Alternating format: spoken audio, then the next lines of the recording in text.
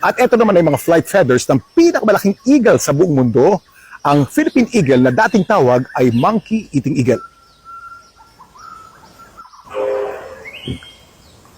Ang dating tawag sa Philippine Eagle ay Monkey Eating Eagle dahil ang diet ng mga ito, akala nila ay unggoy lamang, but they discovered na napakaraming mga kinakain ng Monkey Eating Eagle, small mammals, pati reptiles at iba pa.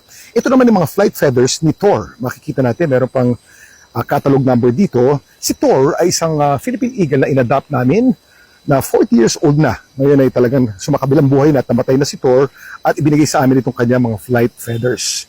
Ang Philippine Eagle o Monkey Eating Eagle ay merong wingspan na 7 feet. Ito ang pinakamalaki sa buong mundo. At ang mga Philippine Eagle din ay monogamous. Ibig sabihin, isang asawa lamang hanggang sila ay mamatay. Kaya napakahirap mag-reproduce at napakahirap dumami dahil mapili dahil isa lamang ang asawa.